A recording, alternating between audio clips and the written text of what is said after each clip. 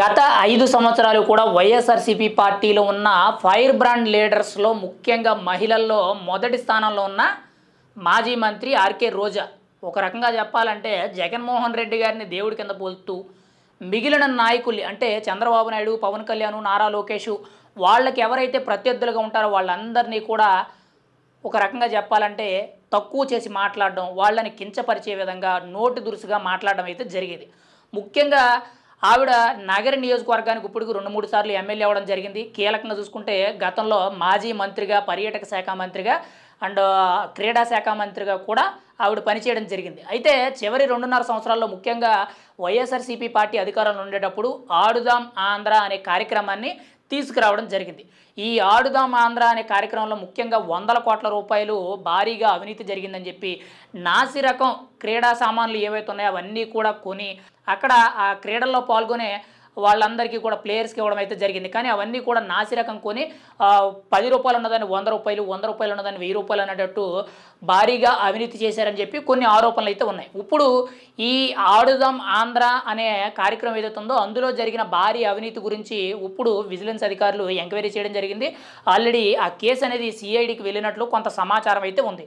కొద్ది రోజుల్లోనే ఖచ్చితంగా రోజాని అరెస్ట్ చేసే అవకాశం ఉంది అని చెప్పి చాలా పెద్ద ఎత్తున గత కొద్ది రోజులుగా వార్తలు అయితే వస్తున్నాయి. అయితే మాజీ మంత్రి ఆర్కే రోజా రాయలసీమ ప్రాంతానికి చెందిన టీడీపీ మంత్రి ఎవరైతే ఉన్నారో ఒక కీలక మంత్రితో ఆవిడ భేటీ అవ్వడం, విజయవాడలో భేటీ అవ్వడం, ముఖ్యంగా రాజీ కుదర్చాలి, ఈ కేసుల నేపథ్యం నుంచి నన్ను బయటపడేయాలి, నాకు కొంత ఉపశమనం కల్పించే విధంగా మీరు నాకు సాయం చేయాలని చెప్పి టీడీపీ మంత్రి గారితో మాట్లాడడం జరిగింది. కానీ నాకు ఎటువంటి సంబంధం లేదు, దీని నుంచి నేను ఏ విధమైన సహాయం చేయలేనని చెప్పి చేతులు ఎత్తేయడం అయితే జరిగింది. అయితే ఇదంతా కూడా ఒక రహస్యంగా జరిగిన భేటీ అనేటట్టు సోషల్ మీడియాలోనే కానీ ముఖ్యంగా రాజకీయ వర్గాల్లో, రాజకీయ పండితుల్లో ఒక పెద్ద ఎత్తున చర్చనీయాంశంగా మారింది.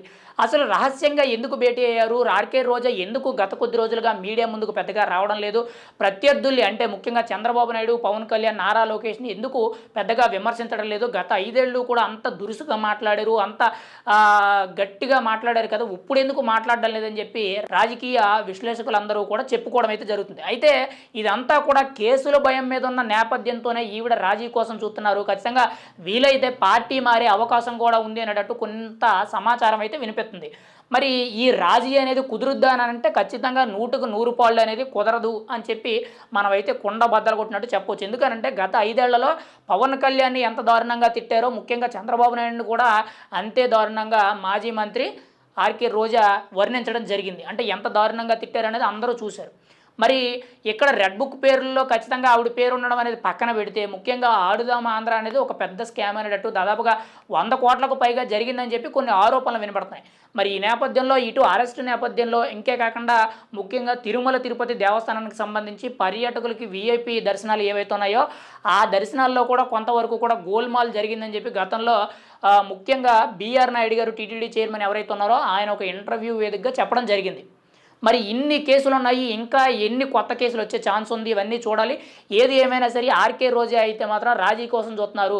ఖచ్చితంగా ఇప్పటి నుంచి కూడా మనం న్యూట్రల్గా ఉందాము, ఎవరి మీద కూడా మనం అతిగా మాట్లాడకూడదు, దురుసుగా ప్రవర్తించకూడదని చెప్పి కొంత హద్దులు దాటకూడదు అనేటట్టు కొన్ని నియమ నిబంధనలు పెట్టుకున్నట్టు మనకైతే సమాచారం తెలుస్తుంది. ఆ నేపథ్యంలోనే ఈ కేసుల భయం నుంచి బయటపడాలి అని అంటే ఖచ్చితంగా మనం రాజీకి వెళ్తేనే మంచిది అనేటట్టు రాయలసీమకు చెందిన ఒక టీడీపీ మంత్రితో విజయవాడలో ఆర్కే రోజా గారు అయితే రహస్యంగా భేటీ అవ్వడం జరిగింది. కానీ ఆ మంత్రి గారి తరపు నుండి ఎటువంటి సహాయం అందదని చెప్పి చాలా క్లియర్ కట్గా ఆ మంత్రి అయితే చేతులెత్తేయడం జరిగింది. మరి ఆర్కే రోజా ఖచ్చితంగా రాబోయే రోజుల్లో జైలుకు వెళ్తారా, ఈ ఆడుదాం ఆంధ్ర అనే స్కామ్ గురించి ఎటువంటి నిజానిజాలు బయటకు వస్తాయి, ఇందులో ఎంత స్కామ్ జరిగిందనేది ఇంకా పూర్తి వివరాలు రావాలి. ఈవిడ 100కి 100% జైలుకు వెళ్ళే అవకాశం ఉందా లేదనేది ఈ వీడియో చూసిన ప్రతి ఒక్కరు కూడా కామెంట్ రూపంలో తెలియజేయండి.